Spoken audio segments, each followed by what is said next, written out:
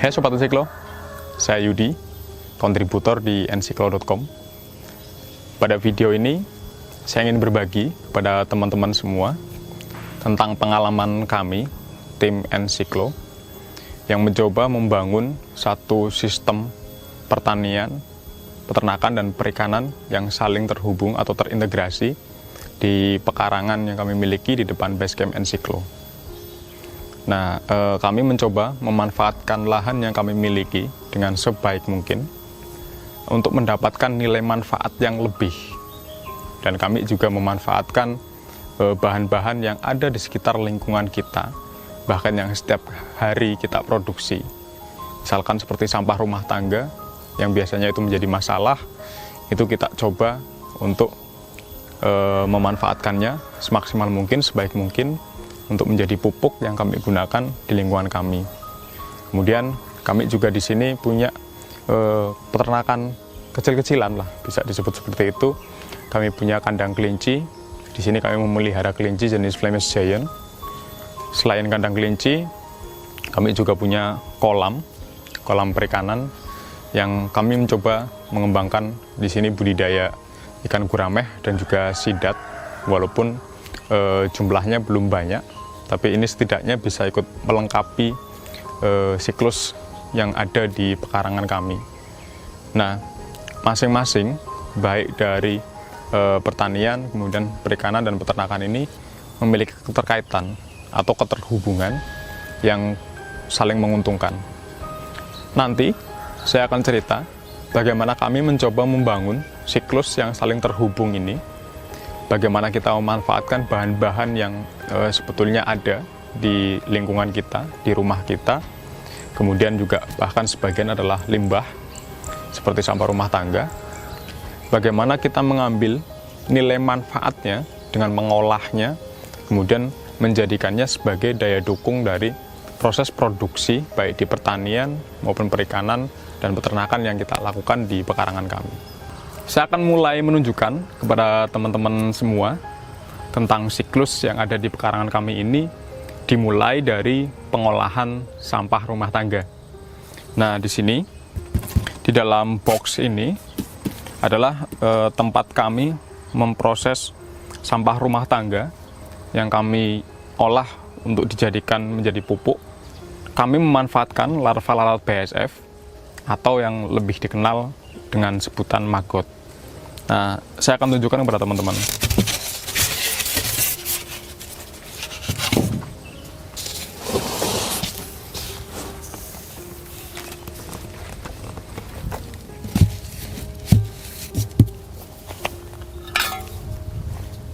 Ini ya, ini adalah sampah-sampah dari sisa sayuran, kemudian sisa buah yang kita konsumsi setiap hari, yaitu di base camp.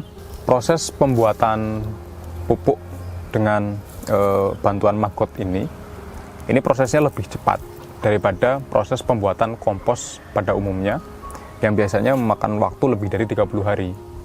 Kalau dengan maggot ini dia cenderung lebih cepat, hanya beberapa hari, dan pupuknya bisa langsung digunakan, atau pupuk yang sudah dalam kondisi dingin sehingga aman untuk tanaman.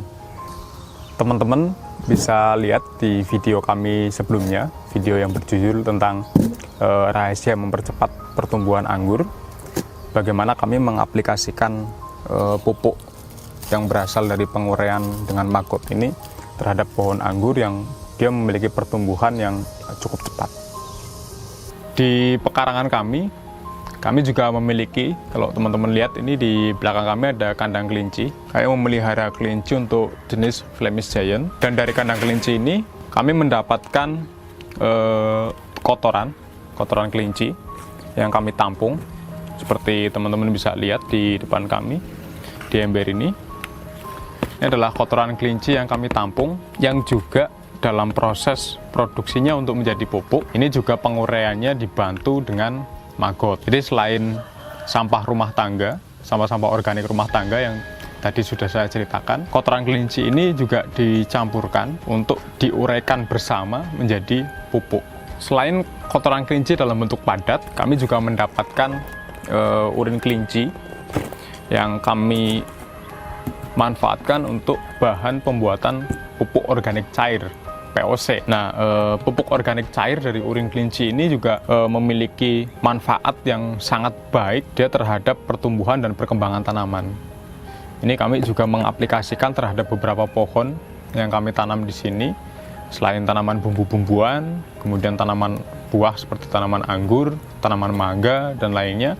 Ini menggunakan pupuk organik cair dari urin kelinci. Murah, mudah, kita dapat bahan di lingkungan kita sendiri. Kemudian manfaatnya punya nilai lebih.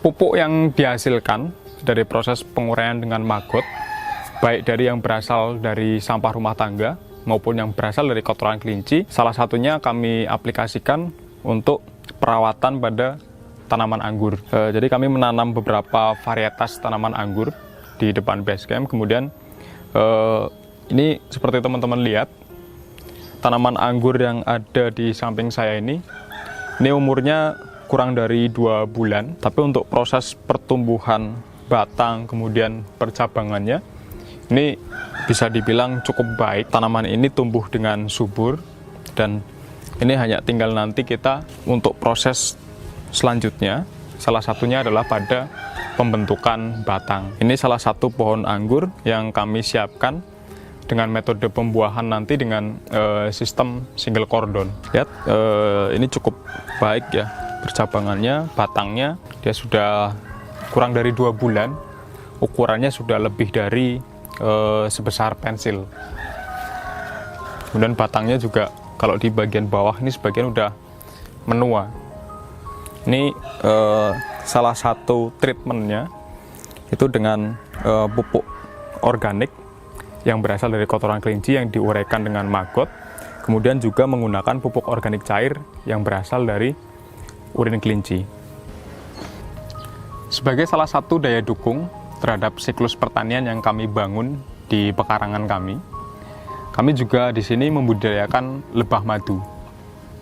Lebah madu ini menjadi salah satu hal yang penting ada ya, karena dia yang membantu proses penyerbukan terhadap bunga-bunga tanaman, seperti misalkan pohon anggur yang kami tanam di pekarangan kami ini, proses penyerbukan bunganya itu dibantu oleh lebah madu.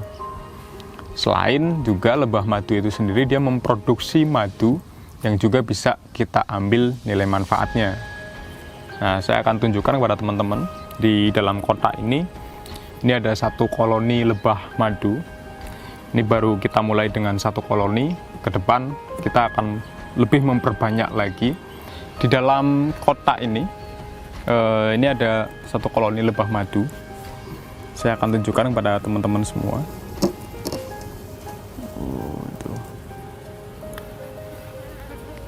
Ini ya.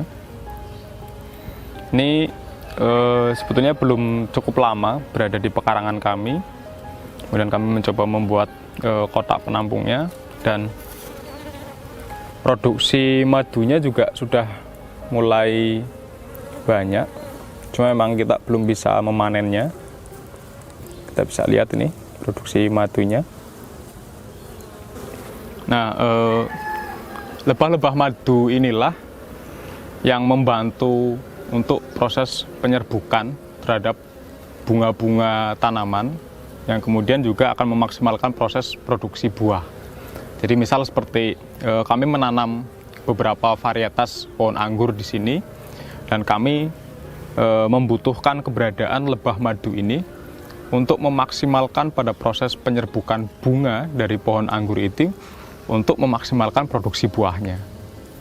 Kalau teman-teman tahu, di beberapa negara Eropa gitu misalnya, bahkan pertanian-pertanian besar itu mereka sangat berharap sekali, kadang juga minta kerjasama kepada para peternak lebah madu untuk mendatangkan lebah-lebah madu itu di pekarangan mereka, karena ada kenaikan produksi buah yang cukup signifikan ketika proses penyerbukan bunga dari tanaman-tanaman buah itu dibantu oleh lebah madu.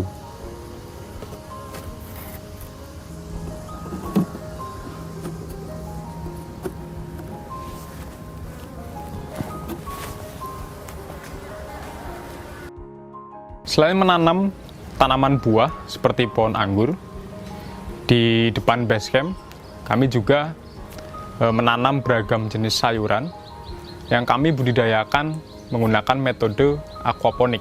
Teman-teman bisa lihat di samping saya, ini adalah sistem budidaya aquaponik yang menghubungkan antara dua konsep budidaya sebetulnya, di mana untuk tanamannya atau untuk sayurannya ini adalah menggunakan metode hidroponik yang terhubung dengan konsep aquaculture atau pembudidayaan air untuk menghasilkan ikan dan beragam jenis hewan lainnya.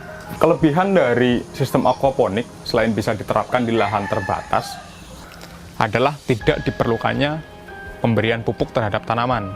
Pupuk dari tanaman ini berasal dari unsur hara mikro yang ada di dalam air yang berasal dari kolam tempat hidup ikan. Nah, ini merupakan simbiosis mutualisme, di mana ikan mereka memproduksi kotoran yang jika dibiarkan dalam jumlah yang banyak itu bisa menjadi toksik. Nah, ini mengalirnya air dari kolam kemudian yang terintegrasi atau terhubung dengan sistem budidaya tanaman ini, salah satunya adalah tanaman ini menyerap unsur hara mikro yang ada di dalam air yang berasal juga dari kotoran ikan dan sisa-sisa makanan untuk pertumbuhan tanaman. Sebaliknya, keuntungannya bagi ikan adalah tanaman ini memproduksi oksigen.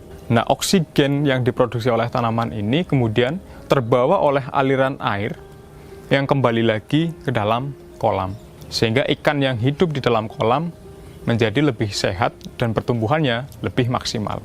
Produksi sayuran yang kami peroleh dari hasil aquaponik ini kami gunakan untuk mencukupi kebutuhan makanan harian. Bahkan dengan sistem yang kami buat sebenarnya belum besar ini, sudah lebih dari cukup untuk kita konsumsi setiap hari. Ini sebagian besar sudah kita panen. Dengan budidaya sayuran yang terhubung dengan budidaya ikan di dalam kolam ini. Di dalam kolam ini kami memelihara ikan gurame dan juga sidat yang sedang coba kami budidayakan. Harapannya adalah kami bisa memenuhi kebutuhan lauk, kemudian kebutuhan sayuran rumah tangga yang berasal dari lingkungan kita sendiri. Jadi ketika ada pada situasi bencana atau kemudian situasi-situasi darurat seperti yang sekarang terjadi, adanya pandemi COVID-19, di mana masyarakat diimbau untuk tetap berada di rumah, kami alhamdulillah bisa mencukupi kebutuhan makan tanpa perlu keluar rumah. Karena sumber bahan pangan yang kami butuhkan berasal dari lingkungan rumah kami sendiri. Seperti itu teman-teman, pengalaman yang bisa kami bagikan tentang membangun siklus pertanian, peternakan, dan perikanan dengan memanfaatkan lahan pekarangan yang kami miliki, ya, lahan pekarangan seadanya yang kami miliki di depan Basecamp Ensiklo ini. Semoga berbagi pengetahuan ini bisa bermanfaat dan teman-teman bisa mencoba mengaplikasikannya di lingkungan masing-masing. Jangan lupa untuk klik like, share, subscribe channel ini dan nyalakan lonceng notifikasinya agar bisa mendapatkan update-update video pengetahuan dari kami selanjutnya. Terima kasih, salam.